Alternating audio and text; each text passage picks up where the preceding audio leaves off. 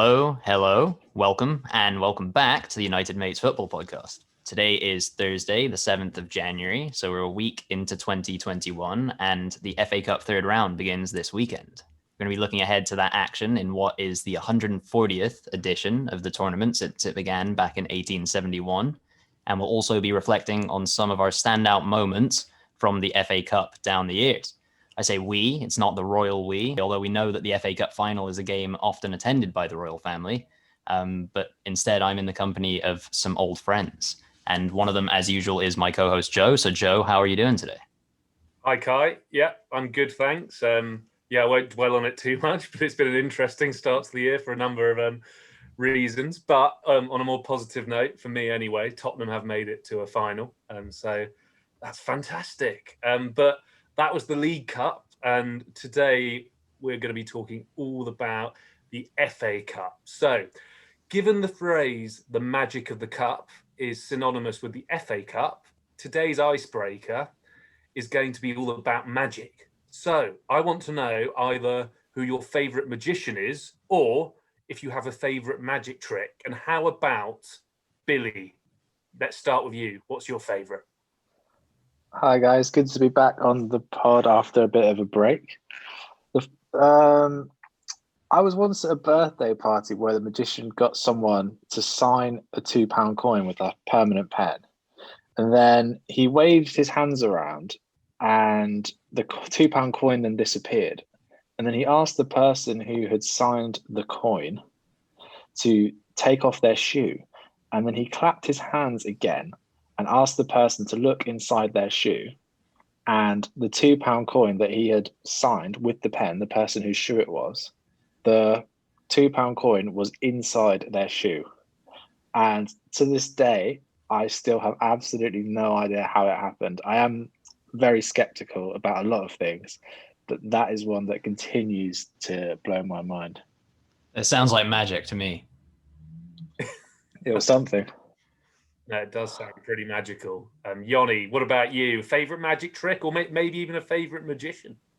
I don't really know enough magicians to have a favorite. I've also thought of magic tricks that I've seen, and probably like all of us, sort of 90% of my interaction with magic happened at children's birthday parties.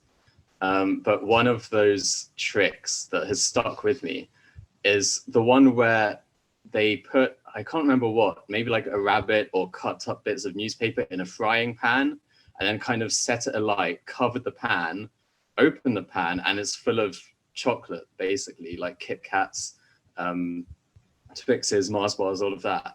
And that seemed to happen at every sort of children's magic birthday party that I went to. And just the result of that is what stuck with me more than the trick itself. But anything that can produce that amount of chocolate or sweets is a good magic trick in my book. Yeah, it sounds like a great magic trick. I think I need one of those right now, even quite hungry. Need some chocolate in my life. But, Keitel, have you got anything up your sleeve? Perhaps something that hasn't already been mentioned?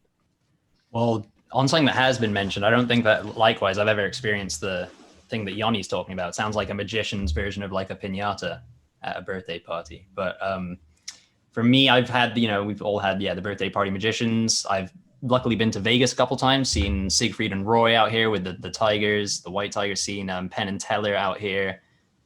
So maybe those are some of my favorites. But in terms of basic tricks, the one where they throw the deck of cards at a window, they probably ask you ahead of time, like pick a card, and then they're like, all right, this is your card. And then they throw the deck at a window and your card's like somehow on the other side. I'm not sure if you guys have seen that, but quite a visually impressive one. Although I did watch a video on how it's done. I won't reveal it, but it's not magic, surprisingly. Yeah. What about you, Joe? There's actually a fantastic video on YouTube that combines magic, Ledley King, and none other than John Walters. So, I mean, it's a fantastic video. And it's I can't believe it exists. But which John Walters? Sorry, that has to be cleared up. United Mates, as opposed to okay. But yeah, it's worth watching. I'm sure John, when he's next on, he can. I think he might have spoken about it before, but I'll say that's my favourite one, just because it sounds ludicrous, but it did actually happen. So That's great. That's great on my books. But let's move on now with the show. And it's time, actually, for our first game of the new year. And it's one of our favourites too. It's Pick That One Out. So essentially what's going to happen is I'm going to play 3 clips where I'm commentating on famous goals from FA Cup matches of the past. And obviously the guys will have to work out which goals I'm describing.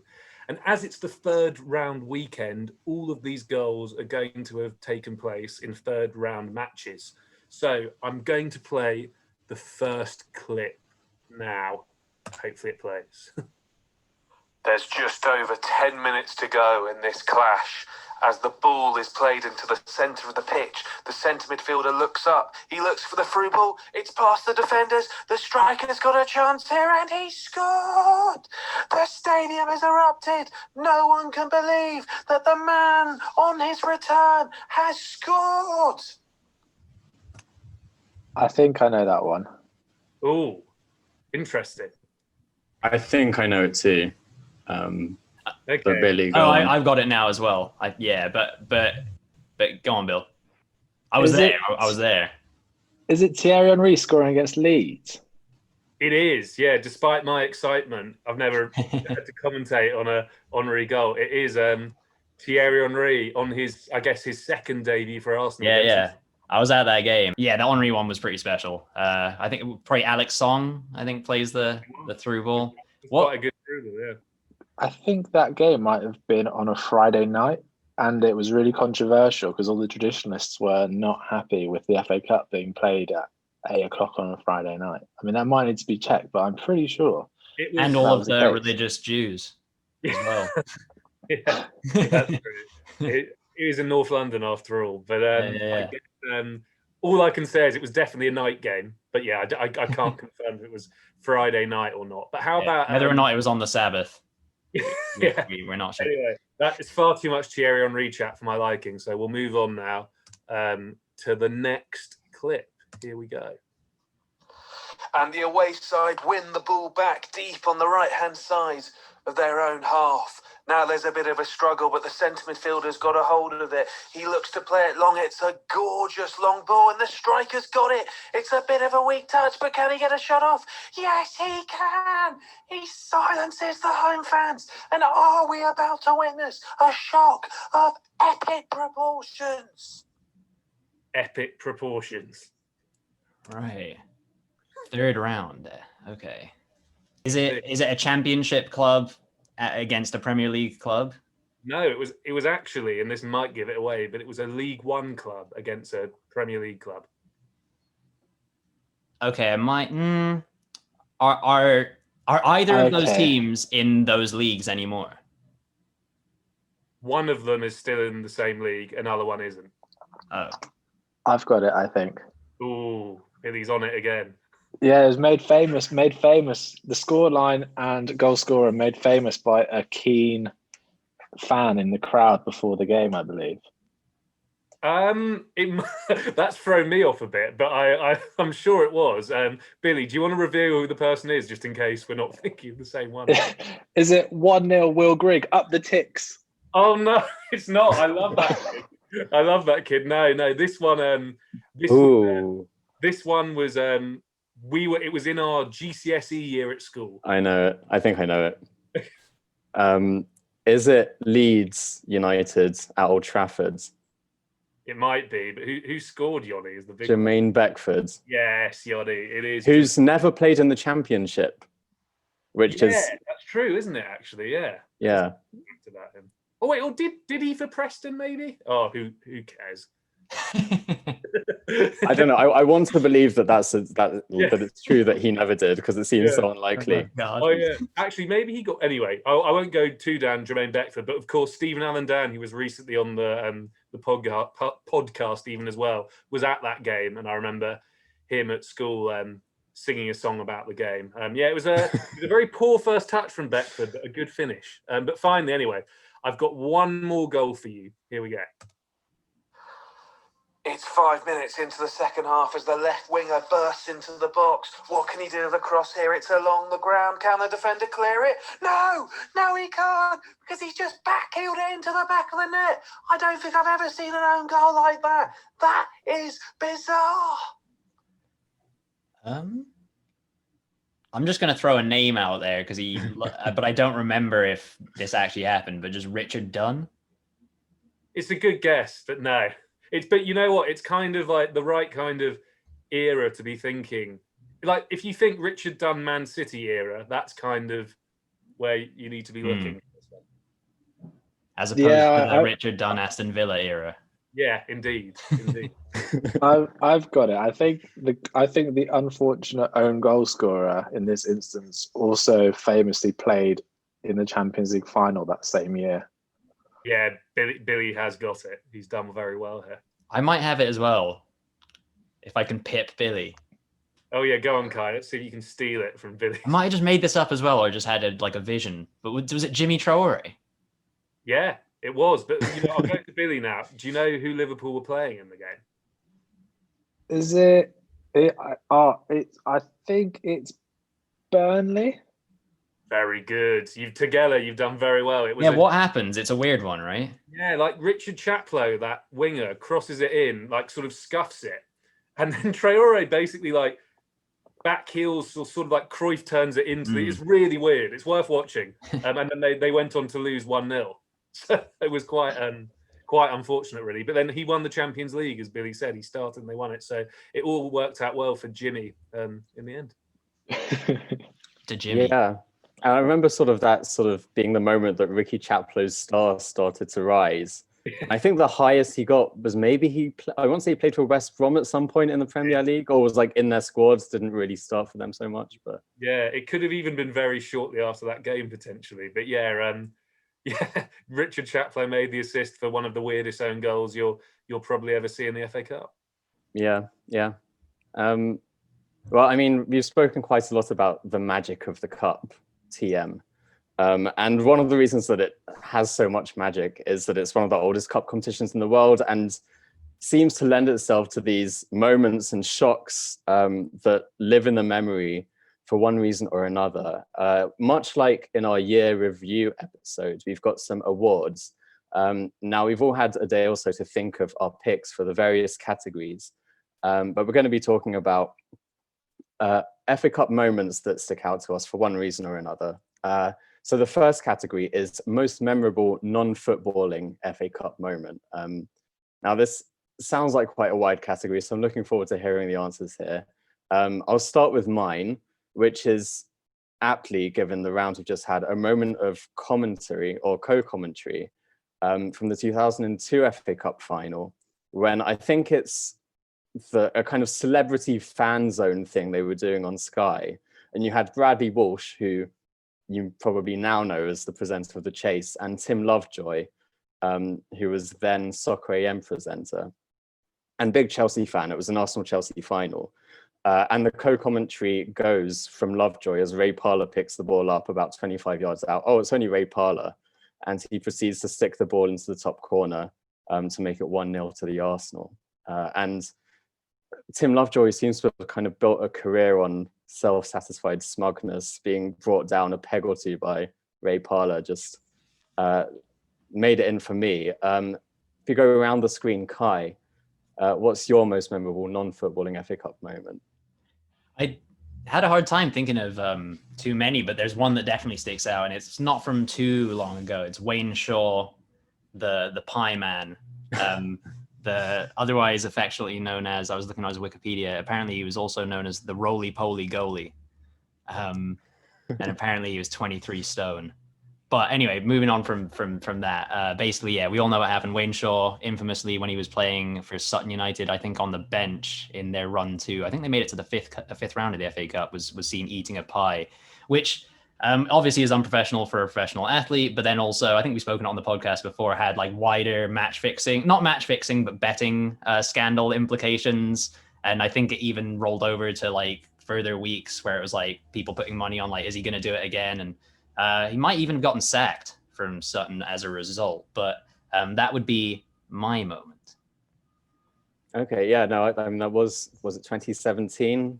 And he became a very big celebrity for a very short amount of time. Is that a joke about him being large, Yoni? No, but I mean, if people like that, then fine, but it wasn't intended. All right, Joe, what's your non-football FA Cup moment?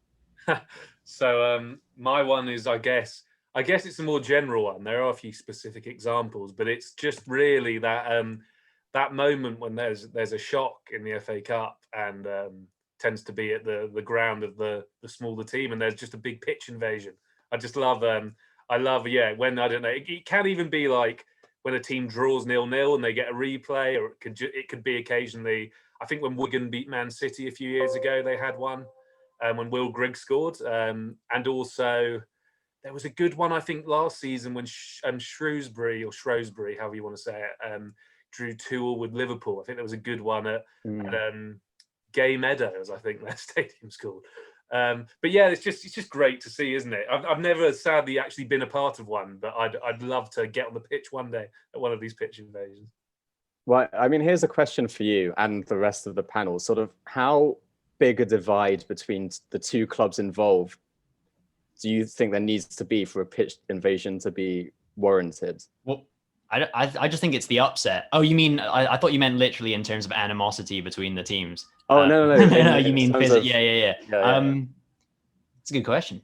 Probably, there's probably two divisions, Yeah. or like towards two divisions in that amount of places. Not necessarily two divisions, but like. I'd say around that though, because just basing it off the two examples I gave, that was League One teams doing it. Obviously, yeah, and you go to League Two conference, it's fair game. Just get on the pitch when they score, for God's sake. No, I was going to say that in recent years, because people are so keen to get on that pitch and take a video and take a picture and be on TV, that pitch invasions have become common, even if the lower team gets a draw and just gets a replay at the other team. And for me, that's just unacceptable. You can't be doing that for a draw. So it has to be like they have to win the game, you're saying? Oh, for sure. What's your most memorable non-footballing FA Cup moment then, Bill? I've gone for one. I suppose it's a bit personal. There's actually a whole away day I had with friend of the pod, John. So 3 years ago, we did a double header down in Southampton. So my cousin, I say he's my cousin, but he's married to my cousin, but they've been together for ages. He used to play for South Shields, the non-league team that had Julio Arca, the former Sunderland Middlesbrough player, in their team. So they were very good at that level. And they had a run in the FA Vars, which is kind of like the FA Cup, but for non-league teams below a certain level. And they had a game in the semi-final of the FA Vars, maybe the quarter-final, in Southampton. But on that same day, Arsenal were playing in the FA Cup. I think it might have been the third, maybe the fourth round against Southampton. And they were on the 5:30 kickoff slot. So John and I took the train down to Southampton, had a load of beers on the train. We went to go and watch South Shields against Southampton Solent, who were actually the university team, but they're a very good university football team. South Shields hammered them about 5 or 6-1. Julio Arca scored from the halfway line. There was a little mini pitch invasion, but it was really just a few drunk idiots getting a bit excited. And then we quickly got from one side of Southampton to the other in a taxi, and we made it to the Arsenal game just in time. And then we had a couple more beers in the concourse quickly. And then we got to our seats, and about 1 or 2 rows in front was Robbie from Arsenal Fan TV. So if you look at the footage from that game that they took in the stadium, there's a few times where I'm just like staring straight into the camera. So then Arsenal's reserve team won that game 5-0, I think, and it was so easy. You asked for a non-footballing moment. My moment really is the whole day, because it was a lovely day out, and I wonder if anyone has ever been to 2 football matches on the same day at such different levels, shall we say. That's a good question. I definitely don't have any sort of comparable experience to that. Well, I mean, I played Sunday League and then go and watch Arsenal like the same Sure. day. But and that's like Sunday League for like 12-year-olds at the time. No, I think that was it Theo Walcott scored maybe a hat trick back at Southampton or something like that. Yeah, just going from seeing Julio Owaku, who probably played against Walcott in the Premier League at one point, but then both playing in different games that day. Sounds like a great away day to me. If we move on to our next category, which is favorite upset / shock, we've already spoken a bit about what an upset can do, but what are your favorite actual results? The thing that came to mind for me was, I think in the 2015 FA Cup, this might have been a 4th round tie between Chelsea and Bradford. And this was Jose Mourinho's return at Chelsea, his second season. They were going strong. They were winning the Premier League. And I think they were 2-0 or 2-1 up against Bradford at half-time. Bradford at the time were in League One, I think, maybe even League Two. I think League One probably. But led by John Said from, Premier League fans might remember him from being a kind of promising, well, Billy wouldn't know, striker at Sunderland in the pre-Derby all-time worst season for a Premier League team. And he smashed one in to make it 2-1. And then Bradford just run out 4-2 winners. And some might argue that this was the moment things changed for Jose Mourinho. Because even though Chelsea won the league that year, they weren't quite the same team. And arguably, Mourinho's never been the same manager since that humbling defeat, which also featured a goal from Moraes, who I think used to play for Chelsea in Mourinho's first spell. But that's my upset. Kai, how about you? It's been mentioned tangentially already. I can't remember why. It was from the commentary. Joe did it for the pick that one out. Beckford at Old Trafford. The animosity between those two clubs. Obviously, we saw them play for the first time in a long time in the Premier League the other day, and United thrashed Leeds at Old Trafford. But this was the opposite. Yeah, Leeds 1-0 Beckford. And as Joe mentioned, the song that kind of goes along with that. So that was a nice memory. That was. Joe, how about you? Same as you, Yoni. Chelsea 2, Bradford 4, although I don't want to tempt fate, and Spurs are playing Marine on the weekend. I don't want there to be another Jose Mourinho shock on the cards. But yeah, great to see Chelsea lose at home to Bradford, and they were 2-0 up, so it just made it even funnier, really. Yeah, it happened at a time where Chelsea, even more than now, didn't really lose at home, especially to lower league teams. Billy, what's yours? Well, I know that Sunderland aren't in the 3rd round this year, but I've still got to give Sunderland a mention this week. So my favourite upset or shock has to be when Sunderland won the FA Cup in 1973. It's long before any of us were born, but it's definitely my favourite upset because Sunderland were in the 2nd division at the time. Leeds were flying high in the 1st division as it was then. They won the FA Cup the year before. Sunderland was struggling in Division 2 at the time. They were really up against it. They won 1-0, a goal from Ian Porterfield to bring the cup back to the northeast. It's a lovely moment. And if I'm sure a lot of people aren't aware of this, but Jimmy Montgomery, the Sunderland goalkeeper, in that game, you go on YouTube, Jimmy Montgomery, he makes the best double save in history, in my opinion. It is an amazing double save. And to this day, people in Sunderland still talk about that team. And it's also nice personally because my mum remembers it as her parents saved up especially to be able to buy their first ever colour TV for that final. And it's the only time an orange ball has ever been used in the FA Cup final. Oh, I think I do know the double save. I feel like I've seen a double save from that era, which could well be Montgomery. But it's a very touching personal story for someone who wasn't alive to see it. So, I mean, your favorite FA Cup goal might come from that, but that's the next category, favorite FA Cup goal. My one, and I'm lucky that I have several finals to choose from, and finals which all featured very good goals. I mentioned the Ray Parlour one earlier, but I'm going to go with the Santi Cazorla free kick against Hull City in the 2014 FA Cup final. which was the cup that ended Arsenal's trophy drought of 9 years. And Arsenal were 2-0 down at the time. It looked like, oh God, this is happening again. But Cazorla in that moment just said no. And it was a great strike right into the top corner and changed the course of the game. And without Arsenal winning that FA Cup, I don't think they go on to win 3 of the next 4 or 5, whatever it is. So that's mine. Kai, how about you? I was, considering that one as well for a lot of the same reasons, as well as the Ray Parlour one as well, for more nostalgic reasons, as I think that might have been the first FA Cup final that we won that I watched when I was younger. And I stuck with Arsenal though, but this is from an earlier round at Anfield in a game that Arsenal won 3-1, and there were a few good goals.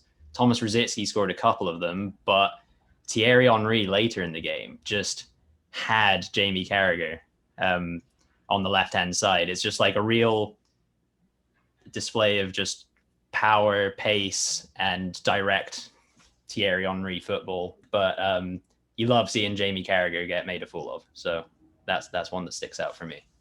Yeah, and I think Carragher's on record of saying Henry was his least favourite opponent, and that's captured in that moment. And that other goal Henry scored against Liverpool, where Carragher also is made to look a little silly. Joe, what's your favourite FA Cup goal? Mine's bittersweet because it's a game that we didn't actually win, but it's Dele Alli's goal against Chelsea in the FA Cup semi-final in 2017, where we talk about the magic of the cup. But Christian Eriksen's cross to Dele Alli for this goal was just like magic. It's one of the best crosses I've ever seen, and yeah, just I was at that game, and when it went in, the crowd went. We all went absolutely nuts, and we thought we were going to win, and sadly we didn't. But it was a great moment and a great goal from a player who's sadly not quite at it these days, but hopefully Dele can redeem himself on Sunday against Marine. Yeah, well, we'll see. I mean, it was a goal, like you said, that kind of showcased the best of both of those players, Eriksen with the ball and Alli with the run in behind. If I were a Chelsea fan, then the Matic goal in that game might also feature in this round. That was a tough moment. A horribly good view of that goal. Absolute rocket. Bill, how about you? I think mine would have to be something a little cliche. My most memorable goal, and one of my favourites, is probably Steven Gerrard against West Ham in that FA Cup final. And one of the reasons that it sticks in my mind is that I was actually playing football at Power League that day. So we went out to go and play, and Liverpool were, I think, 2 goals down. And then we came back into the bar area, and I remember I couldn't believe that Liverpool had pulled it back, and everyone in the bar was just kind of stood there open-mouthed watching that half volley over and over again on repeat. And I was just thinking, did that really just happen? But it was quite something just to be in a room with all those people who are clearly massive football fans because they've actually chosen to play rather than watch football that day. And none of us could believe what we'd seen. So that one sticks in my mind as being an amazing moment. Yeah, that was a wonderful final, probably one of the best in recent times anyway. And Paul Konchesky also scored what he might claim was a non-accidental cross over Reina. And Dean Ashton as well. I just remember having like an amazing first half in that game. But from goals, we move on to players. And this category is the player that's left the biggest stamp on the competition. And there are many, many players you could choose from in this. I have slightly reluctantly gone for Didier Drogba, at least in the sort of era that I've been watching football. I think he scored in 3 different finals, possibly 4 different finals, Kai's hand says. Possibly the winning goal in 3 of them then. And people talked about him being a big game player, and that was never more apparent than in the FA Cup when he would turn up almost regardless of his personal form or the season he'd had, some in which he hadn't scored many goals at all. He was decisive, and that was at Arsenal's cost in the semi-final one of those years as well. So I particularly remember that. Kai, who's your player? Yeah, Drogba. The reason I knew it was 4 is because I was looking it up because he was my pick. So, yeah. Yeah. How about you, Joe? Also Didier? Well, if I was being sensible here, but I've gone for my sort of equivalent answer to Bodo Glimt. So I've got with, in recent years, I think this guy's left his mark on the competition, and that is Newport County's Padraig Amond, the striker for Newport County, who in the last few years, Newport have done very well in the FA Cup. And he's actually managed to score in games against Spurs, Man City, and even got a winning goal against Leicester, all in the last 3-4 years. And I think they've even got a big game on this Sunday as well. So I'm sure Padraig will be in the goals again. So yeah, I thought he deserved a mention. Yeah, that's a great shout. Definitely the equivalent of Bodo Glimt. But it's good to know that we can rely on you for the hipsters answer. Bill, you also gone for Newport County striker? That is an absolutely cracking shout. And before this, I was doing some research, and I always think about Newport County doing well in the FA Cup and that absolutely horrendous pitch they have that they share with the rugby club as well, which I'm sure gives them some advantage when the Premier League team rock up there. But yeah, just like you and Kai, I've gone for Didier Drogba. He's just all I think about when I think about the FA Cup from around that time. You know, those 5 or 6 years. I have so many memories of him scoring goals at Wembley in those massive nets where the net just seems to go so far back. And I couldn't find out if this was true, but for some reason I seem to remember him scoring a lot in extra time as well and breaking people's hearts then. He really was a big game player for the big moment.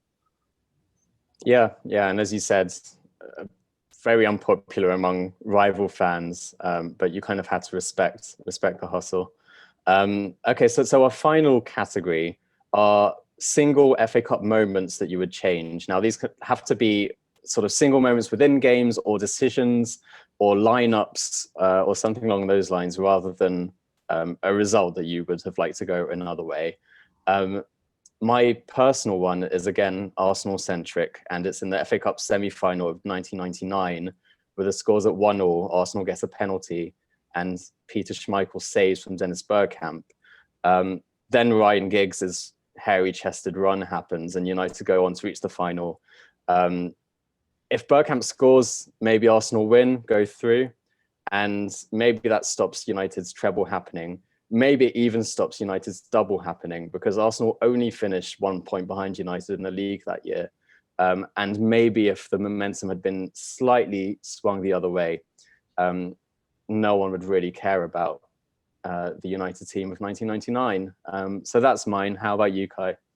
On for a bit of a hipster one. I was tempted to have justice be done to Stefan Onshaw for the handball against Thierry Henry in the final, but that was too mainstream. So I've gone for a moment that was disappointing for me because I'd gotten behind this minnow during their run to the semi-finals, in which they met Cardiff, who made it to the final that year. So that would have been Barnsley. And they'd previously knocked out Chelsea and Liverpool along the way. Brian Howard with, I think, a goal against Liverpool, and Coyote Odejai with a goal against Chelsea. But it would be Odejai who would miss this kind of like one-on-one sitter in the semi-final. And it was one of those moments where you just felt like you thought it was going to go in and you thought they were going to go to the final, and then it didn't. And you were like, oh, it's probably not going to happen. So yeah, you'd feel like if that had gone in, Barnsley, who knows, maybe would have beaten Portsmouth even in that FA Cup final once upon a time. That's my moment. Yeah, that was an incredible run. And I remember enjoying, especially those wins you said against Chelsea and Liverpool.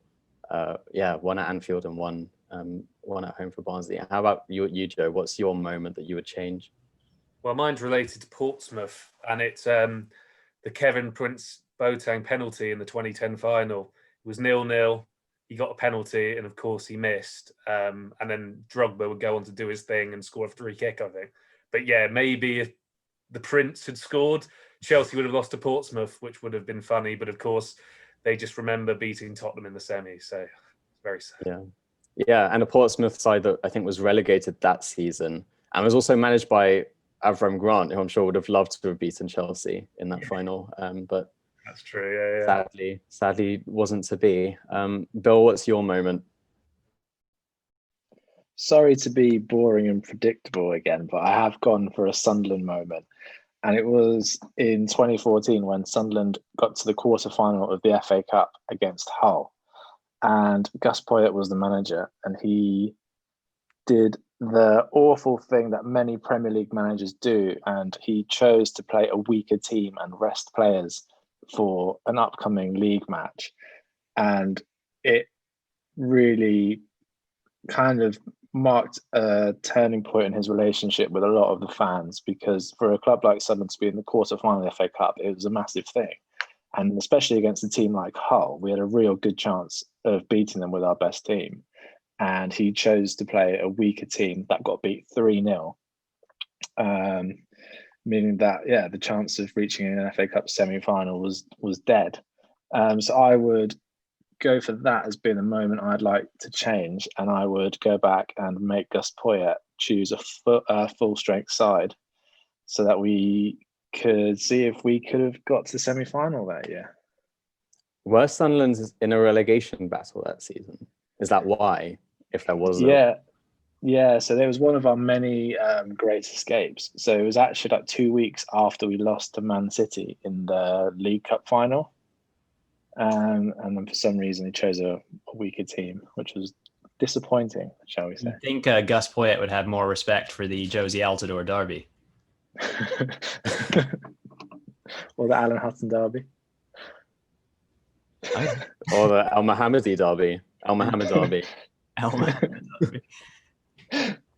Sorry, I was a bit distracted. I've just been brought another beer after my last beer ran out. So I was distracted looking at the beer.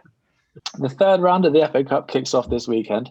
It's probably my favourite weekend of the whole footballing season, as it's when the Premier League and most championship sides enter the competition, and there's always a chance that they could be drawn against a lower league side, which means an upset could be on the cards. I'm always a little bit upset when the two lower league sides get drawn against each other, or when two Premier League sides face one another. I love a lower league team going up against the big boys. The game that's got everyone talking this weekend, though, is Marine against Spurs, and it's made even more special by the fact that it's at Marine's ground.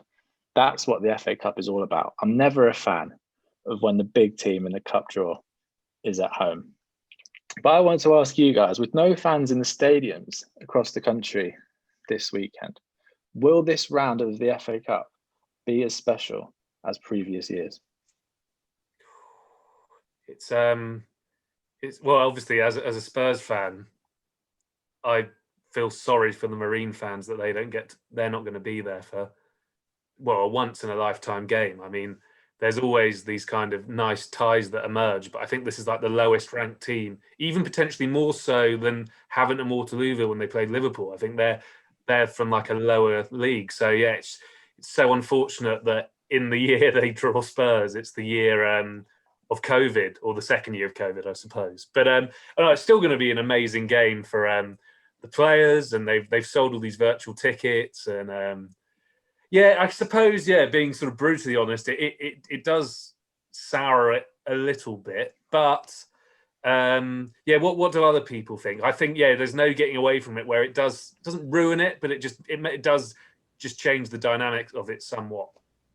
For me personally, like, having not been in the position to be excited about playing a Premier League team because I support a Premier League team, the only way I can have any perspective on it is someone who's gone to Wembley to see FA Cup games, and I'm assuming likewise that's not necessarily going to be an option or in anywhere near the capacity that you would traditionally see it at Wembley. And so that's a special day going to Wembley in the Cup. I've only in the FA Cup gone for the semi-final. I've never been to a final, but even that was like a pretty cool experience. And to know that in theory, that's not really going to happen anytime soon, this year in particular, I guess, it's a shame because, like I said, I'm sure it's special when the big team comes to your little ground if you're in a lower league or if you get to have a big away day. I can't speak for it personally, but nonetheless, there's at all levels of football, there's something special about the FA Cup eventually. So yeah, it's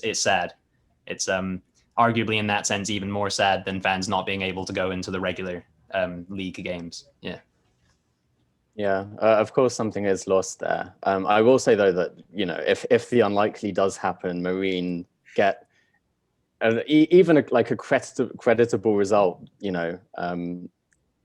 it will still be huge for the club and for their fans to be able to witness that, regardless of whether they're in the stadium or not. Of course, they'd love to be, and of course, you lose the kind of physical sense of community. But if they do get a result, then it will be, oh, isn't it a shame we can't celebrate this in person? But I don't think it will kind of dampen what a monumental achievement that will feel like, and give them, a lot of good feelings at a time where, people aren't necessarily feeling great about things in general. But if the unlikely does happen in that game, or one of the outcomes could be that it's a draw. Traditionally, that would go to a replay.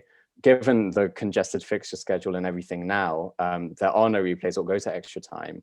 I'd like to know your thoughts on that. If you think replays are an inconvenience, and if this is the way forward, and if so, as Billy said, should lower league teams always be drawn at home to teams in divisions above them in the FA Cup? I would say that it's only ever the biggest clubs that complain about replays taking place. You'll never catch one of the smaller teams complaining about replays because they are such a money spinner for those involved. And I do think that from a few years ago, there were no more, they scrapped replays after the 5th round, I believe, which I think was the right thing, because by that stage, you tend to be either doing well in the Premier League or you're doing well in the Championship, where there's a lot going on. So I think that was the right decision. Well, if you think back to about 30 years ago, they also used to replay the final. And how insane does that sound now? I think it's the right thing to scrap it in the latter stages, but not from the 3rd and 4th round for me. I think there's a lot of value involved for the lower clubs. And I think if it did happen, it would be really disappointing and disrespectful towards the clubs from the lower leagues that do well in the competition. I think that's a good point, Billy, because I would have said, kind of without thinking too much, like, scrap it. The season's already as congested as, enough as it is, especially with the coronavirus this time around. But from the perspective of the smaller clubs, the money that they can get from a replay is important. Although the flip side of that, which Yoni also tagged on, was like should it just be defaulted to a home game for the smaller clubs? And I think it should. And that would kind of kill two birds with one stone, in that you wouldn't have to earn a replay to get the game at your ground, potentially. And also, you just think about how many more games they've had to play to get to this round to play a Premier League team. They've kind of earned the right to play at home. And even more so in this day and age where we're looking at, the inequality of money in football, and how, probably 1% of the top clubs get all this money and the rest of them don't really see much of it, relatively speaking. That's the least the FA could do. The very least the FA could do. I think it does get a bit tricky when you ask questions like, should the lower league team be drawn at home? Because the lower league team being at home, it does give them an advantage and a better chance of going further in the competition. But then if, say, Marine were playing Spurs at the Spurs ground and fans were allowed in, that is going to generate a lot more money than it would if it was just at Marine's ground, where they could sell about 1,000 or 2,000 tickets. So it's quite difficult whether you think that they should be at home because it gives them a better chance in the game, or if you think that it should just be luck of the draw, because if you get an away draw, then you could make loads of money. So it all comes down to other things like that. It's quite a good debate, this, to be fair. Yeah, Billy, making some good points. You should sit on like a panel for the FA, perhaps. Anyway, moving on from the Marine game on Sunday, I guess moving backwards rather, starting on Friday is the first game of this round of the FA Cup. And so I was mentioning the Josie Altidore derby before, but Friday's game, which actually at this point is in potential jeopardy of even going ahead because of the coronavirus, is Aston Villa against Liverpool. Obviously, Villa thumped Liverpool earlier in the season. I'm going to refer to this affectionately as the Alli Sissoko derby. So we're going to kind of put our wits together and see if we can predict how some games from this weekend are going to turn out. I would assume if this game does go ahead that we might see a bit of a response from Liverpool. to some of their patchier form in the Premier League. So I'm going to go for a Liverpool win. What about you guys? Jump in. Yeah, I'm also. I think Liverpool are going to get their revenge on Villa, and especially if Villa have a few COVID problems. I think 3-1 to Liverpool for me. Yeah, I also think Liverpool win. I think as well as bouncing back from their recent league form, they'll want to do better at Villa Park, where obviously they lost 7-2 earlier this year. And so, yeah, I'm going to say 2-1 to Liverpool. All right. What about you? I can just see this being one of those terrible games where it's two Premier League teams against one another. Both teams play a reserve team, and probably someone that you've forgotten about scores the winning goal. So probably 1-0, someone like Xherdan Shaqiri or Divock Origi gets the winner. Yeah, that's a solid prediction, Bill. But moving on from Friday to Saturday, and Yoni mentioned bouncing back in terms of Liverpool. Norwich play, and obviously bouncing back is quite synonymous with Alan Partridge, who himself is synonymous with Norwich. But Norwich play Coventry, and that is synonymous with James Maddison, that pairing of clubs. So this is the James Maddison derby. I think Coventry are the away side, so it's going to be a Norwich victory, in my opinion. Norwich going quite strong in the Championship. Does anyone speak now or forever hold your peace? Are Coventry going to win?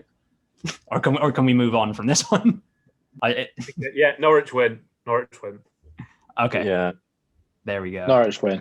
Emi Buendia's on fire, whose name translates as good day, which is very fitting. So I think a lot of Norwich fans will have a Buendia this weekend. We'll see. Moving on to Sunday, besides Spurs versus Marine, there is Exeter City versus Sheffield Wednesday. And this is the Kevin Nicholson derby, who was a guest of ours before, and he started his youth career with Sheffield Wednesday, and full circle, he's now currently head of youth coaching at Exeter. This one is a bit closer to call. Wednesday struggling in the Championship, Exeter decent in League Two, and always make a run usually for the playoffs. So I wouldn't be surprised if this one ends up being a home win, as Sheffield Wednesday might have bigger fish to fry in the league. Yoni, who's going to win it? I also think a home win, possibly after extra time. But yeah, Sheffield Wednesday not doing so well. They're a bit in a bit of disarray after sacking Tony Pulis. So Exeter could take advantage of that.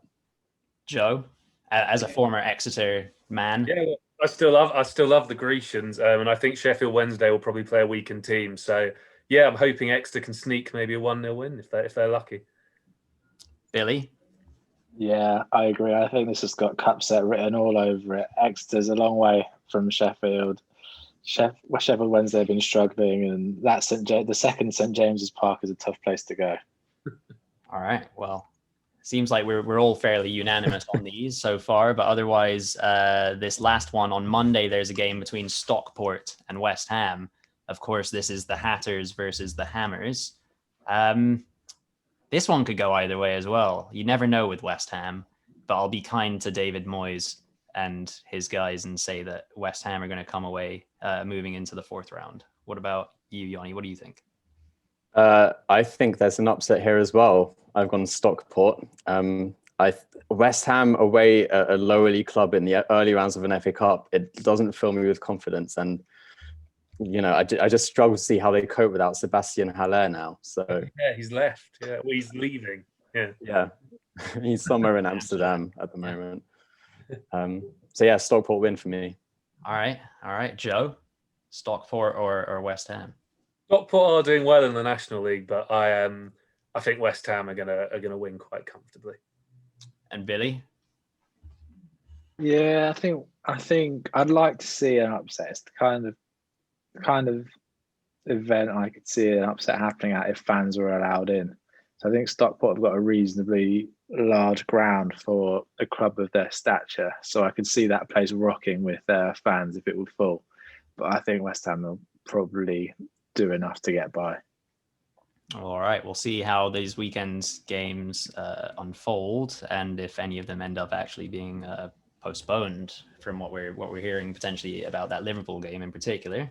But moving on, before we finish, we got time for one more game. and it's probably my favorite one to prepare when I get to host it. And it's going to be FA Cup themed this time. So as it is, the end of this episode, it's only fitting that we end things with a penalty shootout. And so I've got a few questions and a few sort of like fill in the blanks there. It'll be obvious which is which, all FA Cup related. If you know the answer, guys, shout it out. And then whichever one of you gets it first, the points are yours, and we'll see who has the most at the end. So this is the first, I guess, kick, the first pun, the first question of the penalty shootout. So playing for a club by the sea at the time, this FA Cup final hero ironically shares his name with a type of paddle boat. Blanco Canu. Yeah, canoe. Canoe. Yeah. Well done, Yoni. Points for Yoni. So, second one. Much like charades, however you want to pronounce it, I say charades. The 2002 FA Cup final was very much a blank game. See, this one's a thinker. A parlour game? Yeah, well in, Joe. See, yeah, that was that was like the you got it and you rolled your eyes, and that was like the sound of it all in one. Yanni, thank you. But yes, it is indeed. It was a parlour game. So points for Yanni and Joe so far. 3. The following year, Arsenal won the FA Cup final again. One of the players involved in the game's name is the same name as a TV channel that you might expect to be able to watch the FA Cup on these days. James Beattie. Yeah, BT Sports. That's cracking. That is great. Cheers. So Joe's up. Joe's 2-1 up. So number 4, this centre back would have needed the fast acting relief of this medicine that rhymes with his name after the heartbreak of the 2006 FA Cup final. Oh, and Gaviscon. Oh, no. Wait, Ferdinand. No, but you've moved on to something. You're both Gabidon, yeah, Danny well Gabidon. Well in, yeah, it's Danny Gavidon. And Joe was, Gaviscon, exactly. Yeah. So moving on to the fifth one. If you were this one's anyway. If you were a servant addressing a noble couple and this 2009 FA Cup final winner in a Victorian fashion, you might say, "My lord, my lady, blank." Maluda. Yeah. Go on. What? What? Why? Joe got it because it's a pun. I don't know how to explain it. Okay, but like Maluda wasn't a thing. Like that wasn't a thing people said, is it? No, but Maluda won the FA Cup in that year. Okay, All right, so maybe we'll discount that one, seeing as Joe's so far ahead. It might not matter. But anyway, this is the last one. This would have been sudden death if it's necessary, but to my knowledge, Joe has run away with it. So here we go. Anyway, I'm gonna tell it anyway. In the year we were all born, 1994, United beat Chelsea 4-0 in the FA Cup final. If you repeat this cup winner's name from that day over and over, it sounds like you're laying down a funky beat. Hughes. I mean, that's the fashion that I'm hoping for, but it's not. It's not Hughes. But if you name enough United players, you'll get it. Yeah, Joe's got it. Anyway. So, I think that's what, Joe, did you get 5? Because I did 6 and you got all of them and you only got 1. I got 2. Yeah, I must have got 2. Okay, so 4-2. All right. Well done, Joe. Exactly, yeah, like the Bradford Chelsea. That was the penalty shootout. Billy, well, come on, mate. I was just enjoying it too much. I wasn't playing. I was just loving it. Yeah, like I said at the beginning, it's a fun one to prepare. I hope you guys enjoyed it, and congratulations, Joe. Come on. Well, anyway, that does bring us to the end of our special FA Cup themed episode. As always, a huge thank you to my co-host Keitel, and obviously a big thank you to our good friends Yoni and Billy too. If you have enjoyed listening to us, it would be much appreciated if you could follow us on our social media channels. We're at United Mates FP, and we're on Instagram, Twitter, and Facebook too. And we're even on YouTube as well. You can watch us as well as listen to us. And if you want to watch us on YouTube, just type in United Mates Football Podcast and then subscribe on our channel. That is all for now. Thank you very much and goodbye.